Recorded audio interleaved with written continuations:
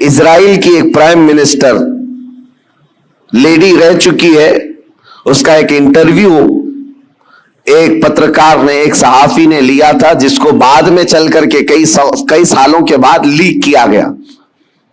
اس کی نے انٹرویو میں جو پوچھا تھا اس لیڈی سے جو پرائم منسٹر تھی اسرائیل کی، کہا کہ آپ کی بہت بڑی مخالفت ہو رہی ہے کہ آپ ایک ایسی پالیسی پر عمل کر رہی ہیں جس سے پورا ملک جو ہے آپ کے ساتھ نہیں کھڑا ہے، پارلیمنٹ کے جتنے ممبر ہیں وہ آپ کے لیے اتفاق نہیں رکھتے، کیا بات ہے؟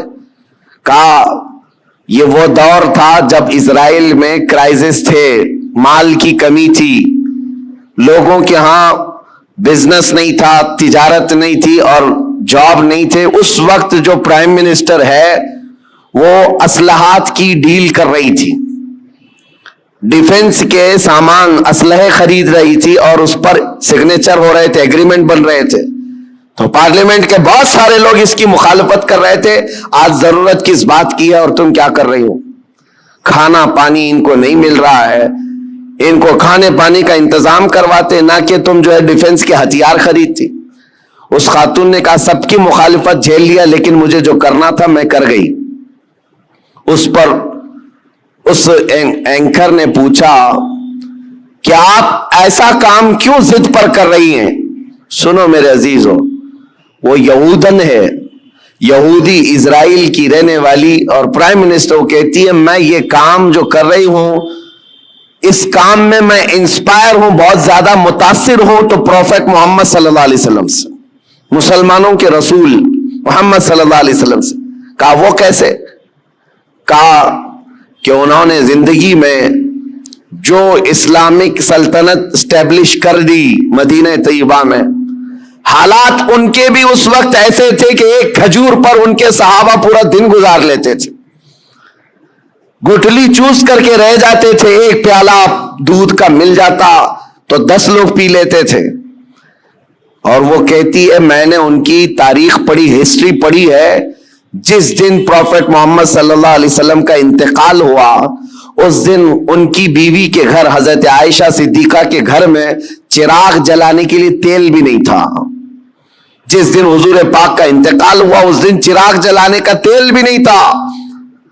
وہ ایسی سادی زندگی تو گزار گئے، لیکن وہ خاتون کہتی ہے چراغ جلانے کے لیے تیل تو نہیں تھا، لیکن سب سے قیمتی اور سب سے عظیم اس زمانے کے 9 تلواریں ان کی دیوار پر لٹکی ہوئی تھی۔ گویا کہ اس محمد صلی اللہ علیہ وسلم نے یہ میسج دیا تھا کہ کھانا ایک وقت کا کھا کر نگل لوگے، دوسرے وقت پھر بھوک لگے گی، دوسرے وقت کا کھا لوگے تیسری بھوک پھر لگے گی، لیکن تمہارے لیے امت کے ڈیفنس کے لیے جو چیز چاہیے تھی وہ محمد صلی اللہ علیہ وسلم نے وقت کی ضرورت کو محسوس کر کے پہلے سے میسج دیا تھا۔ وہ اسرائیلی یہودن کہتی آج میرا یہ عمل ہو سکتا ہے 40 سال بعد آنے والی میری قوم دیکھ کر فخر کرے گی کہ ہمارے لیے کتنی محفوظ پناہ گاہ یہ بنا کر کے چلے گئے۔ میرے عزیزو، میں تعریف کے لیے نہیں کہہ رہا، بات یہ کہہ رہا ہوں، یہ ہوتی ہے قوموں کی تعمیر۔ آج ہم تو کھچڑوں میں رہے، کھچڑا ناجائز نہیں ہے، کھانا چاہیے، اچھا ہے، گھر میں بناؤ، جب من کرے کھاؤ، لیکن اس کے لیے اپنے لاکھوں روپے کی لاگت محلوں میں اس طرح سے تقسیم کر کے ختم کر دینا۔ ہاں اس کو حق بنتا ہے وہ حلوہ بھی کھائے، کھچڑا بھی کھائے، لیکن ساتھ میں امت مصطفیٰ کے مستقبل کے لیے عمارت بھی کھڑی کرے، اس کو یہ حق بنتا ہے۔ میرے عزیزو، مجھے ایک بات یاد آتی ہے، ہمارے ایک استاد، ان کی یہ سوچ تھی، وہ مثال کے طور پر میں عرض کر رہا ہوں، ہمارے ایک ساتھی نے ہماری شکایت کی کہ حضرت جو کپڑے پہننا ہے سارے طلبہ کو، اس کے علاوہ ایکسٹرا یہ کپڑے پہن لیتا ہے میرے بارے میں۔ کہا یہ صدری پہن لیا یا جاکٹ پہن لیا، کہا جو سٹوڈنٹس طلبہ پہن رہے ہیں اس کے علاوہ ایکسٹرا یہ۔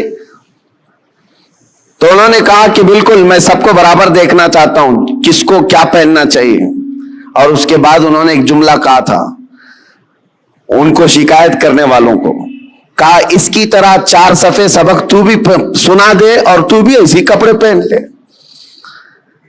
ہاں اگر کسی کام میں تم پورے اترے ہوئے ہو اور دوسرا تمہاری دیگر ضروریات بھی پوری کر رہے ہو تو کوئی مسئلہ نہیں. میرے کہنے کا مطلب یہ ہے کہ آپ بڑی بڑی نیازیں کریں لیکن اس وقت جب امت کی مستقبل کی ضروریات پوری ہو رہی ہو پھر کھانا بھی کھلائیں, دیگیں بھی چڑھائیں, اچھا ہے, عرس بھی کریں. یہاں حالات تو یہ ہے کہ ہم یتیمی کے حالت میں آ گئے ہیں آج. میاں کتنے تو ایسے ہمارے مسلمان کپلز ہیں اپنے چھوٹے چھوٹے بچوں کو لے جا کر کرسچن اسکول کے باہر کھڑے کرتے ہیں اور ایڈمیشن کے لیے پاپڑ بیلنے پڑتے ہیں, اور ان کو کتنی مرتبہ وہاں پر عیسائی نن ہو کہ پادری ہو تانے مارتے ہیں, ٹانٹ مارتے ہیں. کتنی مرتبہ ایسی شکایتیں آئیں. لیکن کیا کریں, ایک جگہ پر مجھے خود یہ بات یاد آتی ہے. ہمارے مقتدی تھے ایک حاجی صاحب, اپنے 2 بچوں کو ایک بورڈنگ اسکول میں انہوں نے ڈالا تھا, 4 اور 5ویں کے بچے, سال کا 4 لاکھ روپے پے کر رہے تھے. اور ایک بار وہ مجھے ساتھ میں لے کر گئے دکھانے کے لیے کہ آئے دکھاتا ہوں کتنا بہترین ہے, 45 ایکڑ میں بنا ہوا یہ بورڈنگ اسکول ہے, سب کچھ ہے. میں گیا تھا ان کے مینیجر سے, میں نے پوچھا کہ شیڈول کیا ہے آپ کا, بچوں کو کیسے آپ ٹریٹ کرتے ہیں. انہوں نے صبح 5 بجے سے لے کر رات کے 9 بجے تک کا پورا گھنٹے کا شیڈول بتایا. اس میں پوجا بھی ہے, یوگا بھی ہے, جاگنگ بھی ہے, سب ہے. میں نے پوچھا سارے بچے کرتے ہیں؟ کہا سب کرتے ہیں, چاہے ہندو مسلم ہو, سب کو کرنا ہے یہ. اور جن کے بچوں کے لیے ہم گئے ہوئے تھے وہ سال بھر سے پڑھ رہے تھے. میں نے ان حاجی صاحب سے کہا وہ بڑے پرہیزگار ہیں, ایک نماز بھی قضا نہیں کرتے. ہم نے کہا ان کو آپ اپنے بچوں کو اتنی مہنگی پوجا کروا رہے ہیں, اتنی دور لے جا کر کے. تو خیر ان کو یہ بات لگی, لیکن انہوں نے جواب میں کہا ٹھیک ہے حضرت میں وہاں سے نکال لوں گا, ہمارے ہے کہاں جہاں میں اپنے بچوں کو ڈال دوں. یہ بھی تو سوال ہے, یہ بھی تو سوال ہے. ہم نے اپنے مستقبل, اپنے بچوں کے مستقبل کے لیے کوئی لایا عمل بنانا ہی چھوڑ دیا ہے. فکر کرو میرے عزیزو, آج ضرورت اس بات کی ہے. میں تو یہاں جب بھی آتا ہوں ہر بار آپ کے اراکین صدر صاحب بیٹھتے ہیں, اکثر یہی پلاننگ کرتے بھی رہتے ہیں کہ یہاں پر کچھ نہ کچھ کام ہونا چاہیے. لیکن یہ صرف پلاننگ میں ہی رہ گئے تو ہماری عمریں بھی پلاننگ میں چلی جائیں گی. کر جاؤ کچھ نہ کچھ, اس لیے کہ ہمارے بچوں کو جو پھل ملنے والے ہیں وہی انقلاب لائیں گے. اور الٹریسٹی اتنی بڑی ہوئی ہے, آپ جو دیکھ رہے ہیں نا ماحول کی خرابی, اکثر آ کر جو شکایت کرتے ہیں بچے نشہ خور ہو گئے, ماں باپ کے نافرمان, سب بہت کچھ ہے. لیکن سب کا علاج یہ ہے کہ ان کو علم دین اور علم دنیا سے روشناس کرائیں, اس لیے کہ علم تہذیب لاتا ہے, اخلاق لاتا ہے, اور علم نہ ہو تو جہالت کے پیٹ سے سب برائیاں جنم لیتی ہیں. ہر برائی وہ کر جاتا ہے جہالت میں. اور آج حالات ایسے ہیں کہ دوسری قومیں ہماری طرف دکھا کر کے یہ تانا مارتی ہیں. ابھی کل رات میں جس علاقے میں تھا لکھنؤ کے قریب, اور صبح لکھنؤ سے میں ابھی آ رہا ہوں, گئے پورا علاقہ مسلمانوں سے بھرا ہوا ہے. لیکن ایسا ہے کہ گاؤں میں جانے کے لیے کوئی کار بھی جا نہ سکے, اس طرح سے گڑھے بھرے ہوئے ہیں, اتنے گڑھے. اور پڑوس کے قریب میں چھوٹا سا گاؤں ہے نان مسلم, پکی سڑکیں, ساری چیزیں. اس پر بات کریں تو لوگ یہ کہتے ہیں یہ تعصب ہے حکومت کا, ان کے ہاں یہ سب ہو جاتا ہے, ہمارے ہاں نہیں ہوتا ہے. میرے عزیزو ہر جگہ ایسا نہیں ہوتا. بات صرف یہ ہے کہ تم نے جینے کا سلیقہ خود ہی بنا لیا اپنے دماغ سے کہ ہمیں رہنا ایسی ہے. ہمارے محلوں میں ہمارے گھروں کے سامنے کوڑا کرکٹ کا ڈھیر پڑا رہے, کسی کو فرق نہیں پڑتا. ہم نے تو خود ہی مائنڈ بنایا ہوا ہے. علم آئے گا تو اخلاق بھی لائے گا, تہذیب بھی لائے گا.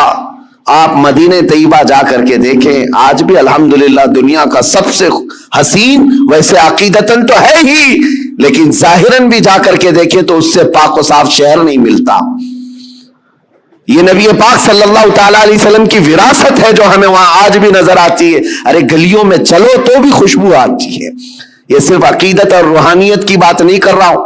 انہوں نے خوشبو آرٹیفیشیل بھی بنا کر کے رکھی ہوئی ہے کہ کوئی گزرے تو اس کو یہاں کہیں مہک نہ آنا چاہیے, کیونکہ مدینے آئے تو بندہ یہ اخلاق لے کر کے جائے کہ میرے نبی پاک صلی اللہ تعالی علیہ وسلم صفائی کے لیے اور کس قدر اپنی امت کو پاک کرنے کی فکر رکھتے تھے. آج یہ سب مسائل پر ہمیں انرجی لگانے کی ضرورت ہے، لیکن ہم کن چیزوں پر پڑے ہوئے ہیں؟ ہم تو چھوٹی چھوٹی سی باتوں پر، ارے 2 گھڑے پانی اگر ہم کو نہ ملے تو ہم تو پینچے چڑھا کر کے جھگڑے پر آ گئے ہیں۔ ہم کو اگر چھوٹی سی زمین کا مسئلہ ہو تو ہم 25 سال بھی لڑنے کو تیار ہیں۔ یہ مسائل نہیں ہے۔ اور اسی طرح سے جو سوشل میڈیا پر آج مناظرے کا اڈا بنا ہوا ہے، ایک جماعت اس جماعت پر، اس جماعت کو اس جماعت پر، اور ابھی ایک مولانا صاحب نے مجھ سے شکایت کیا، کہا کہ کچھ لوگوں نے ہمارے خلاف ایسا بیان کر دیا کہ اس مسجد میں نہ جائیں، یہ امام صاحب کے پیچھے نماز نہیں ہوگی۔ ہم نے پوچھا کہ کیا ان کو تکلیف کس بات کی ہے؟ کہا وہ ایسا ہے کہ سلسلے کی لڑائی ہیں، وہ دوسرے پیر صاحب کے مرید ہیں، ہم دوسرے پیر صاحب کے مرید ہیں، لیکن اس سلسلے کی لڑائی سے ہم نے پوچھا کیا وہ سنی ہے؟ کہا وہ بھی سنی ہے۔ آپ سنی ہیں؟ آپ بھی سنی ہیں، اور دونوں اعلیٰ حضرت کے شہدائی ہیں۔ کہا پھر جھگڑا کس بات کا؟ کہا نہیں، وہاں سب میرے خلاف ان لوگوں نے یہ بات کر دی ہے کہ ان کے پیچھے نماز نہیں ہوگی اس لیے کہ یہ اشرفی ہیں اور یہ فلاں ہیں۔ میں نے کہا یہ تو غنیمت ہے ان لوگوں کو، سوچے عیسائی تو نہیں ہے۔ اتنا تعصب بھرتا ہے تو جہالت سے بھرتا ہے۔ اور کن مسائل پر آج تم لگے ہوئے ہو؟ یہاں تو پوری آگ لگانے کے لیے درندے کود رہے ہیں اور تم اپنے آپس میں گریبان پکڑے ہوئے ہو۔ کیا آپ کو پتا نہیں ہماری پوری جینوسائیڈ کرنے کے پلان بنے ہوئے ہیں، نسل کشی، نسل ختم کرنے کے معاملات چل رہے ہیں، ہماری پوری ناگرکتا، ہماری سٹیزن شپ ختم کرنے کی بات، آئندہ چل کر کے ان کو ووٹنگ پاور تک نہ رہے، یہ پلان ہے سب چیزیں۔ وہ سب چیزوں کو چھوڑ کر کے ہم تو کن مسائل میں الجھے ہوئے ہیں۔ اسی لیے کسی نے کہا، اگرچہ محاورہ ہو، تاریخ سے اس کا تعلق ہے یا نہیں، لیکن یہ بات مجھے لگتی ہے کہ بغداد میں جب ہلاکو حملہ کرنے آیا تھا اور پورے بغداد کی اینٹ سے اینٹ بجا دیا تھا، تباہ کر دیا تھا اس نے، پورے بغداد میں 2 لاکھ سے زیادہ لاشیں بچھائی گئی تھی بغداد شہر میں۔ لیکن یہ ایک محاورتاً یہ بات کہی جاتی ہے، جس وقت ہلاکو بغداد پر حملہ کرنے آیا ہوا تھا اس وقت 2 جگہ جماعتیں مناظرہ کر رہی تھی مسواک کے بارے میں، 4 انچ کی ہونی چاہیے کہ 3 انچ کی ہونی چاہیے۔ یہ تاریخ سے اس کا تعلق ہو یا نہ ہو، لطیفے کے طور پر ہی کیوں نہ ہو، لیکن بات میں یہ کہتا ہوں اسی کی مثل آج چیزیں کی جا رہی ہیں۔ جو اہم مسائل ہیں ان کو چھوڑ کر کے جو چھوٹے مسائل ہیں ان پر ہماری پوری انرجی ختم کی جا رہی ہے۔ آج کئی مدے ہیں اس طرح کے بات کرنے کے، لیکن میں صرف اتنا کہنا چاہتا ہوں کہ آج اللہ تبارک و تعالیٰ نے آپ کو عقل سلیم عطا کیا ہے تو فیوچر پلاننگ کریں اپنے بچوں کے لیے اور کچھ نہ کچھ ایسی چیزیں کر جائیں۔ ایک بات اور بتاؤں، بہار میں اتنے جلسے ہوتے میں 365 دن بھی تاریخ دے دوں تو بھی کم ہے ان کے لیے۔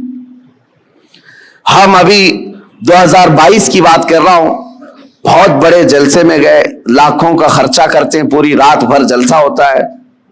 ایک رپورٹر تھے جنہوں نے انالائز کیا تھا، وہ میرے پاس ایک رپورٹ لا کر کے بتایا کہ حضرت پورے سال بھر میں ایک ہی اسٹیٹ بہار میں 4000 جلسے ہوئے، 4000 جلسے، اور وہاں کے رات بھر چلنے والے جلسوں کو میں نے بہت قریب سے دیکھا ہے کہ اس قدر وہاں پر اہتمام کے ساتھ جلسے کرتے۔ میں جلسوں کا مخالف نہیں، ٹھیک ہے، دین پھیلانے کا ایک ذریعہ ہے، لیکن ہوتا کیا ہے، انہوں نے کہا کہ کم از کم ایک جلسے میں 5 لاکھ روپے خرچ ہوتے ہیں، اس سے کم نہیں، بلکہ زیادہ سے زیادہ ہم نے دیکھے 10-10 لاکھ 15-15 لاکھ ایک رات کے جلسے میں وہ لوگ خرچ کرتے ہیں۔ منیمم 5 لاکھ روپے خرچ کے حساب سے 4000 جلسوں کا جب یہ رپورٹ نکالی گئی تو انہوں نے سال بھر میں ایک ہی اسٹیٹ میں، یہ غریب لوگوں کی بات کر رہا ہوں، 2000 کروڑ روپے خرچ کیے، 2000 کروڑ روپے راتوں میں یہ خرچ ہوئے ہیں۔ لوگوں کو اگر ایسا لگتا ہے کہ میں جلسوں والا آدمی، مقرر آدمی، روزانہ ادھر ادھر گھومتا ہوں، میں صاف آج اعلان کرنا چاہتا ہوں میرے عزیزوں، میں ایک جگہ بیٹھ کر کے جو پیغام پہنچاتا ہوں اللہ کا فضل ہے، لاکھوں اس کو ویسے ہی سن لیتے ہیں۔ بہت بڑے اسٹیج لگانے کی، کانفرنس کرنے کی ضرورت نہیں، اور نہ ہی میری کوئی خواہش ہے۔ اور نہ ہی میں کہیں پر نذرانے یا لفافے طے کر کے جاتا ہوں، میرا معاملہ ہے نہیں، لیکن دل دکھتا اس بات پر ہے تو 1000 کروڑ روپے سال بھر میں ایک اسٹیٹ کے اندر خرچہ ہو گئے، ٹھیک ہے دین پھیلانے کے لیے آپ نے کیے، لیکن دوسری طرف آپ پورا ڈھونڈ کر کے نکالو مسلمانوں کے لیے ایک یونیورسٹی بھی نہیں ہے پورے اسٹیٹ میں، ایک بھی نہیں ہے، اور ایک چھوٹی سی جماعت جو 0.5 میں جن کا پرسنٹیج آتا ہے ہندوستان میں، وہ ایسے دھرم کے لوگ جن کی تقریباً 11-12 یونیورسٹی ایک ایک اسٹیٹ کے اندر یا پورے ہندوستان کو ملا کر، یونیورسٹی کی بات کر رہا ہوں، چھوٹے کالج کی بات نہیں کر رہا ہوں، تو کیا یہ باتوں پر مجھے رکھنا نہیں چاہیے؟ یہ کوئی میں لفاظی نہیں کر رہا ہوں، کہاں تمہاری رقم جا رہی ہے اور کن مسائل پر انرجی خرچ کر رہے ہو؟ رات کا جلسہ ہو تو گیا، صبح ان کو پکڑ کر کے پوچھو تو یاد بھی نہیں کیا بیان ہوا کیا نہیں، ہاں ہو کرتے رہے، 8 دن کے بعد پورا ہی بھول گئے۔ پھر کیا بہت بڑا کام کیا دین کا، کون سی تبلیغ کیا؟ ہاں اس کی بنسبت، اس کے بجائے اگر کوئی ایسا ادارہ وہاں پر قائم ہوتا تو میں سمجھتا ہوں یہ 4000 جلسے کی بجائے 4 بھی ادارے ہر سال قائم ہوتے رہے، 10 سال کے بعد دیکھو لہلہاتا ہوا فصل قائم ہو جائے، امت مصطفیٰ کے لیے ایک بہت بڑا قلعہ بن جائے، ایجوکیشن کے لیے، علم کے لیے۔ اسی لیے میں یہ دعوت آج پیش کرتا ہوں کہ اپنی انرجی ایسی چیزوں پر ضائع نہ کرو جو وقت کی ضرورت نہیں ہے، ان چیزوں میں اپنا ایک ایک روپیہ خرچ کرو جو امت مصطفیٰ کے فیوچر کے لیے اچھا ہو۔